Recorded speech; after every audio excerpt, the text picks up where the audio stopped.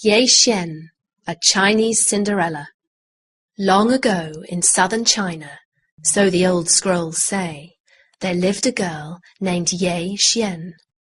Even as a child she was clever and kind. As she grew up, she knew great sorrow, for her mother died, and then her father too. Yeh-Hsien was left in the care of her stepmother.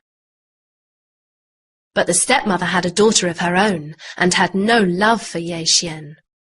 She gave her hardly a scrap to eat, and dressed her in nothing but tatters and rags. She forced Yeh-Hsien to collect firewood from the most dangerous forests, and draw water from the deepest pools.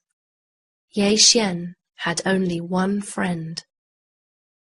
A tiny fish with red fins and golden eyes. At least, he was tiny when Yeh-Hsien first found him, but she nourished her fish with food and with love, and soon he grew to an enormous size. Whenever she visited his pond, the fish always raised his head out of the water and rested it on the bank beside her.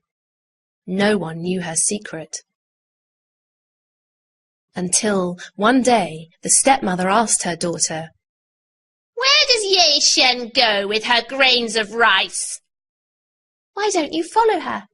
suggested the daughter, "and find out." So, behind a clump of reeds, the stepmother waited and watched. When she saw Yeh-Hsien leave, she thrust her hand into the pool and thrashed it about. "Fish! Oh, fish!" she crooned.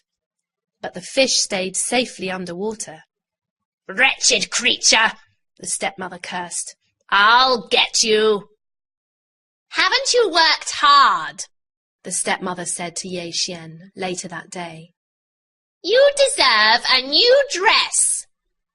And she made Yeh-Hsien change out of her tattered old clothing. "Now, go and get water from the spring. No need to hurry back." As soon as Yeh-Hsien was gone, the stepmother pulled on the ragged dress and hurried to the pond. Hidden up her sleeve, she carried a knife. The fish saw Yeh-Hsien's dress, and in a moment he raised his head out of the water. In the next, the stepmother plunged in her dagger. The huge body flapped out of the pond and flopped onto the bank, dead. "Delicious!" gloated the stepmother as she cooked and served the flesh that night. "It tastes twice as good as an ordinary fish." And between them, the stepmother and her daughter ate up every last bit of Yeh-Hsien's friend. The next day, when Yeh-Hsien called for her fish, there was no answer. When she called again, her voice came out strange and high. Her stomach felt tight, her mouth was dry. On hands and knees, Yeh-Hsien parted the duckweed, but saw nothing but pebbles glinting in the sun. And she knew that her only friend was gone. Weeping and wailing, poor Yeh-Hsien crumpled to the ground and buried her head in her hands. So she did not notice the old man floating down from the sky. A breath of wind touched her brow, and with reddened eyes, Yeh-Hsien looked up. The old man looked down. His hair was loose, and his clothes were coarse, but his eyes were full of compassion. "Don't cry," he said gently.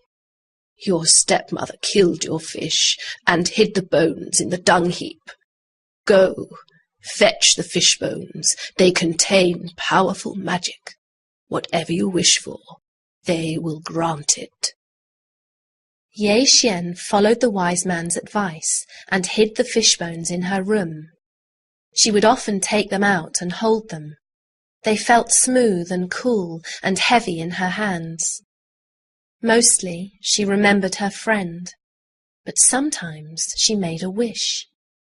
Now Yeh-Hsien had all the food and clothes she needed, as well as precious jade and moon-pale pearls.